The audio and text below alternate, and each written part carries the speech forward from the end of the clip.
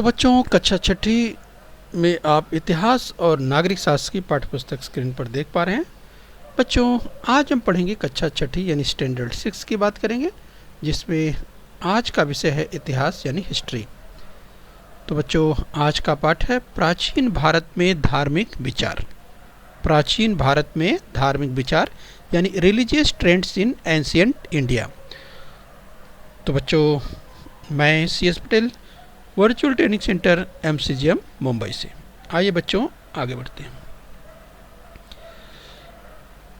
तो बच्चों, आज हम पढ़ेंगे प्राचीन भारत में धार्मिक विचार, और बच्चों जिसमें आज हम पढ़ने वाले हैं बच्चों जैन धर्म, बौद्ध धर्म के बारे में हम जानकारी प्राप्त करेंगे। बच्चों, आज हम देखेंगे प्राचीन भारत में धार्मिक विचार पार्ट 1। यस बच्चों, तो जिसमें हम वर्धमान महावीर के बारे में जानने का प्रयास करेंगे। बच्चों, पंच महाव्रत जानने का प्रयास करेंगे। बौद्ध धर्म तथा गौतम बुद्ध के बारे में जानकारी प्राप्त करेंगे इस भाग में। तो बच्चों, इस पाठ का जो उद्देश्य है, जो पार्ट 1 में हम सीखने वाले हैं। ओके बच्चों, तो बच्चों हमने कहा कि वैदिक युग के अंतिम चरण में यज्ञ विधियों की छोटी छोटी बातों को अनावश्यक महत्व प्राप्त हो गया था। तो बच्चों, इसके पहले हमने वैदिक युग का अध्ययन किया हुआ है, आपको याद होगा बच्चों। और इन छोटी छोटी बातों का ज्ञान केवल पुरोहित वर्ग को ही था। इस बच्चों, तो अगर हम कहें कि वैदिक युग के अंतिम चरण में यज्ञ विधियों की छोटी छोटी बातों को अनावश्यक महत्व प्राप्त हो गया था, इन छोटी छोटी बातों का ज्ञान केवल पुरोहित वर्ग को ही था। और बच्चों, यस, तो अन्य वर्गों को उन बातों का ज्ञान प्राप्त करने की स्वतंत्रता नहीं थी। तो आइए बच्चों, इसी क्रम में हम और आगे जानने का प्रयास करते हैं कि मनुष्य के कर्म और पुरुषार्थ की अपेक्षा उसका जन्म किस वर्ण में हुआ है, इस पर समाज में उसका स्थान निश्चित किया जाने लगा। और बच्चों, परिणाम स्वरूप उपनिषदों के समय से ही धर्म का विचार यज्ञ विधियों तक सीमित न रखते हुए उसे अधिक व्यापक बनाने के प्रयास प्रारंभ होते दिखाई देते हैं। परंतु उपनिषदों में आत्मा का स्वरूप, आत्मा का अस्तित्व जैसी बातों पर विचार किया गया था। और बच्चों, यही कारण था कि ये विचार सामान्य लोगों को समझने में जटिल प्रतीत होते थे। तो बच्चों, इसी क्रम में हम आगे समझने का प्रयास करेंगे। अतः विशिष्ट देवताओं, ईश्वर की उपासना पर बल देने वाले भक्ति पंथों का निर्माण हुआ, जैसे शिव जी के भक्तों का शैव पंथ और भगवान विष्णु के भक्तों का वैष्णव पंथ। तो बच्चों, इन देवताओं के विषय में भिन्न भिन्न पुराण लिखे गए।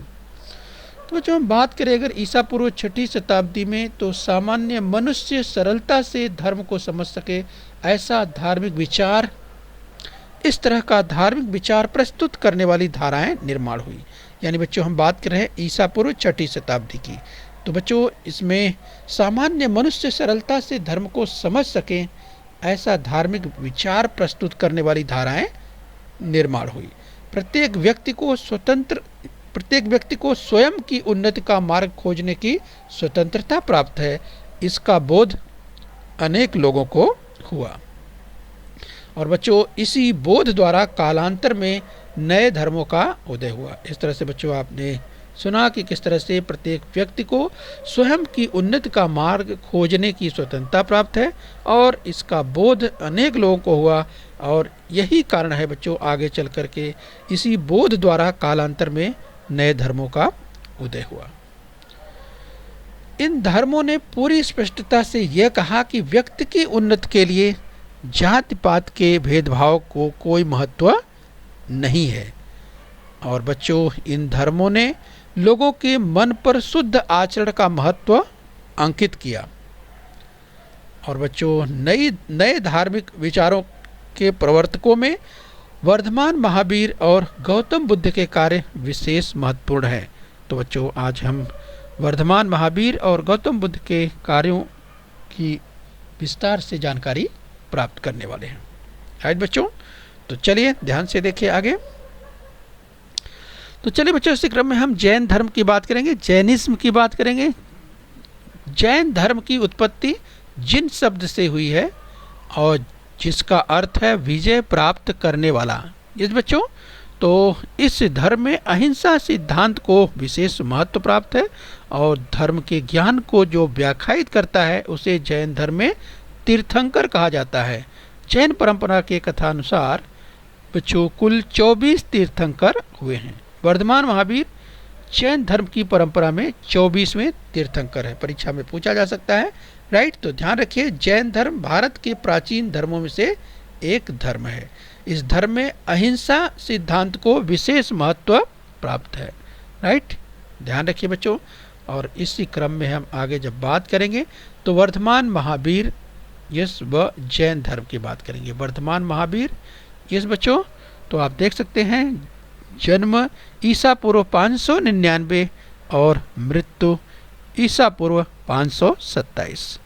बच्चों, अगर हम बात करें कि हम जिस राज्य को बिहार के नाम से जानते हैं, उस राज्य में प्राचीन काल में वृज्जी नामक एक महाजनपद था। वैशाली उसकी राजधानी थी, राइट। वृज्जी नामक एक महाजनपद था, वैशाली उसकी राजधानी थी। वैशाली नगर के एक क्षेत्र कंडू ग्राम में वर्धमान महावीर का जन्म हुआ। तेज बच्चों, तो इस तरह से वैशाली नगर के कुंड ग्राम में, ध्यान रखिए बच्चों, वैशाली नगर के कुंड ग्राम में वर्धमान महावीर का जन्म हुआ। उनके पिता का नाम सिद्धार्थ और माता का नाम त्रिशला था, राइट। तो ध्यान रखिए बच्चों, वैशाली नगर के क्षेत्र कुंड ग्राम में वर्धमान महावीर का जन्म हुआ। उनके पिता का नाम सिद्धार्थ और माता का नाम त्रिशला था। इस बच्चों, तो चलिए इसी क्रम में हम जानकारी प्राप्त कर रहे हैं वर्धमान महावीर के बारे में। आइए बच्चों आगे जानेंगे वर्धमान महावीर के बारे में। वर्धमान महावीर ने ज्ञान प्राप्त हेतु गृह त्याग दिया। जिस बच्चों घर द्वार सब छोड़ दिया। 12.5 वर्ष तपस्या करने के उपरांत उन्हें ज्ञान प्राप्त हुई। और बच्चों यह ज्ञान केवल अर्थात विशुद्ध स्वरूप का था, अतः उन्हें केवली कहा जाता है, राइट। तो इस तरह से बच्चों इसीलिए जो उन्हें केवली कहा जाता है। शरीर को सुखदायी अनुभव होने वाली बातों से होने वाला आनंद और दुखदायी बातों से होने वाली पीड़ा का स्वयं उन्होंने अपने ऊपर प्रभाव न देना, इस तरह के विकारों पर विजय प्राप्त करना उनका उद्देश्य था और उन्होंने विजय प्राप्त की। इसीलिए उन्हें जिन अर्थात विजेता कहा जाता है। जिस बच्चों जिन शब्द से जैन शब्द उत्पन्न होता है, विकारों पर विजय प्राप्त करने वाले महान वीर। इसीलिए बच्चों वर्धमान को महावीर कहा जाता है। यस, अतः वर्धमान को महावीर कहा जाता है। बच्चों हमने कहा कि ज्ञान प्राप्त करने के पश्चात लोगों को धर्म समझाने अथवा धर्म का मार्गदर्शन करने के लिए उन्होंने लगभग 30 वर्षों तक उपदेश दिया, राइट। बच्चों ध्यान रखिए, हम बात कर रहे हैं कि ज्ञान प्राप्त करने के बाद इस बच्चों लगभग 30 वर्षों तक उन्होंने उपदेश दिया। लोग धर्म को बड़ी सहजता और सरलता से समझ सके, इसके लिए वर्धमान महावीर ने लोक भाषा अर्धवागसी में बातचीत किया। इस बच्चों तो इसके लिए वर्धमान महावीर लोगों से लोक भाषा अर्थात अर्धमागधी में बातचीत करते थे, राइट। ये भी आपको ध्यान देना है। तो बच्चों इसके लिए कहा गया कि उनके द्वारा बताया गया मार्ग धर्म शुद्ध आचरण पर बल देता है। शुद्ध आचरण के लिए उनके बताए गए मार्ग का सार स्वयं पंच महाव्रत और त्रिरत्न में समाविष्ट है। तो आज चले बच्चों कि उनके द्वारा जो उपदेश करते हुए तीर्थंकरों की जो सभाएं होती थी उन्हें अर्धमागधी भाषा में समवर्ण कहते थे और बच्चों समवर्ण समानता भाव पर आधारित थे। तो आइए इसी क्रम में हम समझने का प्रयास करेंगे बच्चों।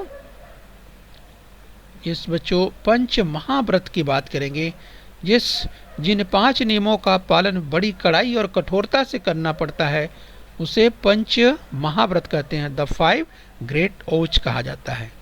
तो बच्चों सबसे पहला अगर हम महाव्रत की बात करें जिसका नाम है अहिंसा यानी नॉन वायलेंस।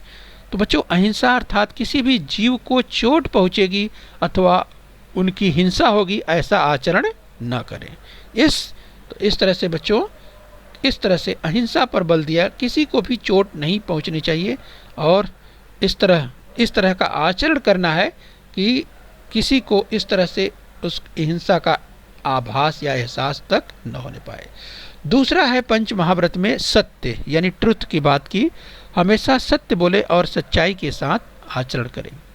तीसरा कहा गया अस्तेय यानी नॉन स्टीलिंग, यानी बच्चों अस्तेय, स्तेय का अर्थ होता है चोरी करना और अस्तेय का अर्थ होता है बच्चों चोरी न करना या दूसरे के स्वामित्व या अधिकार की वस्तु को बिना पूछे बिना अनुमति के ले लेना एक प्रकार से चोरी है। चोरी न करना अर्थात अस्तेय, अस्तेय का मतलब ही होता है चोरी न करना। तो हम बच्चों पंच महाव्रतों को देख रहे हैं। चौथा पंच महाव्रत है अपरिग्रह यानी नॉन अटैचमेंट। बच्चों मन में लोभ होने से मनुष्य का झुकाव संपत्ति का ग्रहण करने की ओर होता है और इस प्रकार संग्रह न करना अपरिग्रह कहलाता है। तो अपरिग्रह का क्या अर्थ हुआ बच्चों? अपरिग्रह का अर्थ हुआ संग्रह न करना, इकट्ठा न करना, जिसको नॉन अटैचमेंट कहा जाता है। पांचवा है बच्चों ब्रह्मचर्य, यस, जिसे चैस्टिटी कहा जाता है, ब्रह्मचर्य। तो बच्चों शरीर को सुखद अनुभव होने वाली बातों का त्याग कर व्रतों का पालन करना ब्रह्मचर्य कहलाता है। तो यस बच्चों, शरीर को सुखद अनुभव होने वाली बातों का त्याग कर देना और व्रतों का पालन करना ब्रह्मचर्य कहलाता है। तो इस तरह से बच्चों द 5 ग्रेट वॉज की बात कही, अहिंसा, सत्य, स्तेय, अपरिग्रह और ब्रह्मचर्य। पूछा जा सकता है पंच महाव्रतों को आपको ध्यान रखना है। आइए बच्चों इसी क्रम में हम और आगे बढ़ेंगे और हम त्रिरत्नों की बात करेंगे, राइट। तो त्रिरत्न यानी द 3 ज्वेल्स की बात करेंगे इस बच्चों, जिसमें पहला आता है सम्यक दर्शन। तो बच्चों हम सम्यक दर्शन की बात करें तो तीर्थंकरों द्वारा दिए जाने वाले उपदेशों में निहित सत्य को समझना और उसके प्रति श्रद्धा रखना, ये सम्यक दर्शन कहलाता है। दूसरा है बच्चों सम्यक ज्ञान, तीर्थंकरों द्वारा दिए जाने वाले उपदेशों और सिद्धांतों का नियमित रूप से अध्ययन करना और उनके सूक्ष्म अर्थों को समझना, ये है बच्चों सम्यक ज्ञान।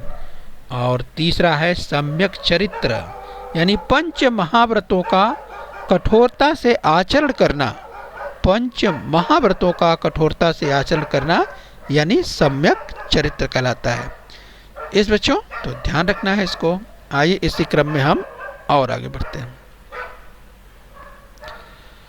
तो बच्चों उपदेश का सार यानी इसेंस ऑफ हिज टीचिंग, यानी जो उन उपदेश दिए गए, ये हम बात करें बच्चों वर्धमान महावीर ने जो उपदेश दिए, अगर इसेंस ऑफ हिज टीचिंग की बात करें तो महावीर द्वारा दिए गए उपदेशों में यस बच्चों उन्होंने जो अब उपदेश दिया उसमें यस अनेकांतवाद, उन्होंने जो सिद्धांत दिया अनेकांतवाद सिद्धांत का उल्लेख होता है इससे, और यह सिद्धांत सत्य की खोज के लिए अत्यंत महत्वपूर्ण माना जाता है, राइट बच्चों। तो सत्य की खोज के लिए यह सिद्धांत बहुत ही महत्वपूर्ण माना जाता है। अनेकांत शब्द में अंत शब्द का अर्थ है पहलू अथवा अंग है। सत्य की खोज करते समय विषय के किसी एक अथवा दूसरे पहलू अथवा अंग पर ध्यान देकर निष्कर्ष निकालने पर सत्य का पूर्ण ज्ञान प्राप्त नहीं हो सकता। इस बच्चों अतः उस विषय के अनेक पहलुओं यानी एक ही पहलू अथवा दूसरे पहलू अथवा अंग पर ध्यान देकर निष्कर्ष निकालने पर सत्य का पूर्ण ज्ञान प्राप्त नहीं हो सकता। अतः उस विषय के अनेक पहलुओं अथवा अंगों पर विचार करना भी आवश्यक होता है, और इस सिद्धांत के कारण समाज में अपने विचारों के प्रति दुराग्रह रखने की प्रवृत्ति नहीं रह जाती और दूसरों के विचारों के प्रति सहिष्णुता निर्माण होती है। तो चलिए बच्चों हम समझने का प्रयास करें कि मनुष्य की महानता उसके वर्ण पर नहीं बल्कि उसके उत्तम चरित्र पर निर्भर करती है, राइट। ये हमको ध्यान रखना है। तो इस तरह से हमें बताया गया, अर्थात वर्धमान महावीर के संदेशों की अगर बात करें, इस उपदेशों का सार में ये हमने सीखा। उन्होंने कहा कि जियो और जीनो दो, उन्होंने उपदेश दिया। आइए बच्चों इसी क्रम में हम बात करेंगे बुद्धिज्म की बात करेंगे, बौद्ध धर्म के बारे में विस्तार से हम देखने वाले हैं। तो बच्चों बौद्ध धर्म की बात करें तो बौद्ध धर्म का प्रचार प्रसार भारत और भारत के बाहर अनेक देशों में हुआ।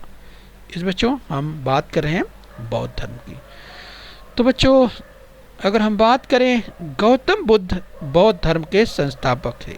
राइट, ध्यान रखिए, गौतम बुद्ध बौद्ध धर्म के संस्थापक थे। स्क्रीन पर आप देख पा रहे हैं, गौतम बुद्ध बौद्ध धर्म के संस्थापक थे। तो आइए बच्चों हम बात करेंगे गौतम बुद्ध के बारे में विस्तार से। गौतम बुद्ध बच्चों जन्म ईसा पूर्व 563 ईस्वी और बच्चों मृत्यु ईसा पूर्व 483 ईस्वी। राइट, ध्यान रखिए, गौतम बुद्ध की हम बात करें तो बच्चों गौतम बुद्ध का जन्म नेपाल के लुम्बिनी वन में हुआ।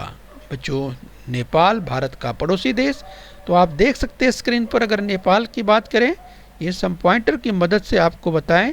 यहाँ पर देखिए नेपाल, ये नेपाल का मानचित्र आप देख पा रहे हैं, और इसमें बच्चों जिस स्थान की बात कर रहे हैं ये रेड में आप देख पा रहे हैं लुम्बिनी, यहीं पर गौतम बुद्ध का जन्म हुआ। राइट, नेपाल के लुम्बिनी में गौतम बुद्ध का जन्म हुआ। उनके पिता का नाम शुद्धोधन और माता का नाम माया देवी था। राइट, ध्यान रखिए बच्चों, हम बात करें गौतम बुद्ध की, गौतम बुद्ध के पिता का नाम शुद्धोधन और माता का नाम माया देवी था।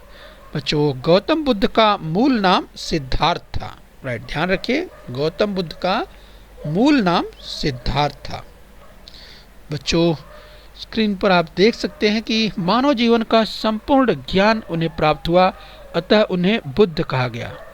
मानव जीवन में दुख क्यों है, यह प्रश्न उनके मन में उत्पन्न हुआ। इसका उत्तर खोजने के लिए उन्होंने घर त्याग दिया। और बच्चों वैशाख पूर्णिमा के दिन ये बिहार के गया के निकट उरुवेला नामक स्थान पर एक पीपल के वृक्ष के नीचे ध्यानमग्न बैठे थे, और उसी समय उन्हें बोध की प्राप्ति हुई। बोध का अर्थ सर्वोच्च ज्ञान है। अब उस पीपल के वृक्ष को बोध वृक्ष कहते हैं। तो स्क्रीन पर आप देख पा रहे हैं बच्चों, जिस बोध वृक्ष की बात कर रहे हैं, तो यही वह पीपल का वृक्ष है जिस पीपल के वृक्ष के नीचे ध्यानमग्न में बैठे गौतम बुद्ध, जिन्हें ज्ञान प्राप्त हुआ। इस बच्चों तो इसीलिए इस वृक्ष को बोध वृक्ष कहा जाता है। और उरुवेला नामक स्थान पर बोध गया, इस बच्चों उस स्थान को अर्थात उरुवेला नामक स्थान को बोध गया कहते हैं। गौतम बुद्ध ने अपना प्रथम प्रवचन वाराणसी के समीप सारनाथ में दिया। और बच्चों इस प्रवचन में उन्होंने जो उपदेश दिया उसे धम्म कहते हैं। राइट, ध्यान रखिए, इस प्रवचन में जो उन्होंने प्रवचन दिया सारनाथ में, हमने कहा ध्यान रखिए बच्चों, तो जो उन्होंने प्रवचन दिया उसे बच्चों वाराणसी के समीप सारनाथ में दिया, और जो उपदेश दिया उसे धम्म कहते हैं। और इस प्रवचन द्वारा उन्होंने धम्म के चक्र को गति प्रदान की, अतः इस घटना को पाली भाषा में धम्म चक्र प्रवर्तन के रूप में जाना जाता है, और इसे संस्कृत में धर्म चक्र प्रवर्तन कहा जाता है।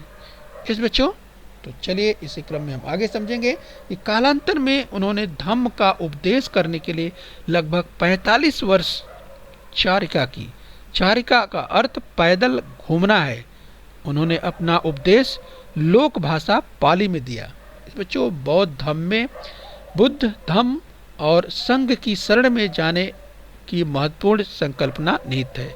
इसी संकल्पना को त्रिशरण कहते हैं। राइट, तो ये ध्यान रखना है, हम इसी संदर्भ में और आगे बढ़ेंगे।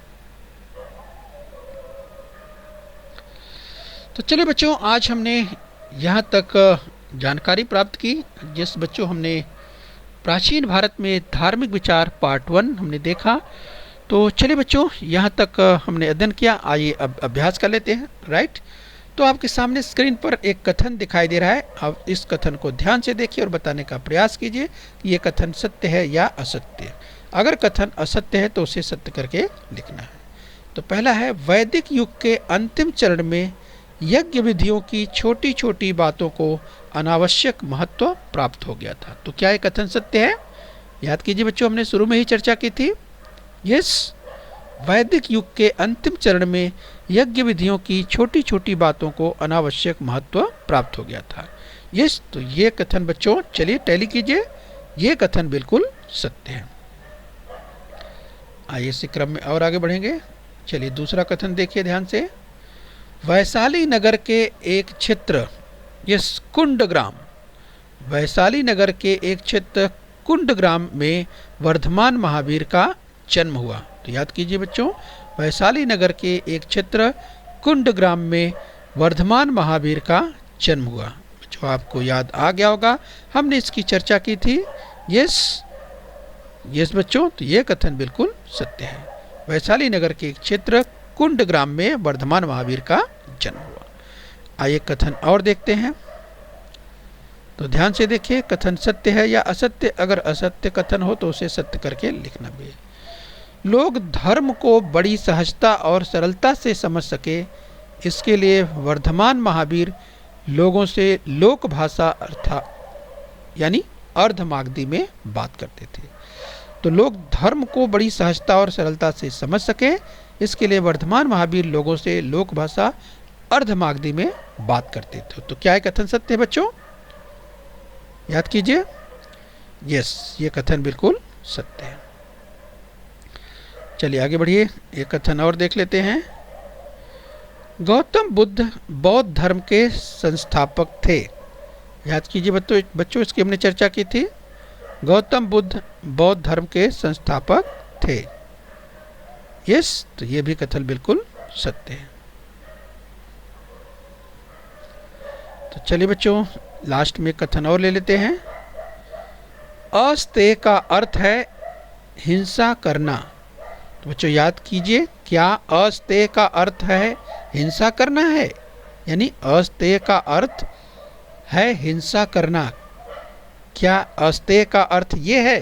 याद कीजिए। राइट बच्चों, इसकी चर्चा हमने की थी, तो आपको याद आ गया होगा कि ये कथन असत्य है। तो बच्चों अस्तेय का सही अर्थ क्या है? बच्चों अस्तेय का अर्थ है चोरी न करना। अस्तेय का अर्थ है चोरी न करना। तो बच्चों ध्यान रखिए, बच्चों खूब परिश्रम करिए, अपने स्वास्थ्य का ध्यान रखिए और बृहन मुंबई महानगर पालिका के इस चैनल को सब्सक्राइब कर लीजिए। चलिए बच्चों खूब मेहनत कीजिए, आगे हम मिलेंगे तो प्राचीन भारत में धार्मिक विचार पार्ट 2 देखेंगे। राइट बच्चों, तो चलिए खूब मेहनत कीजिए। ओके बच्चों।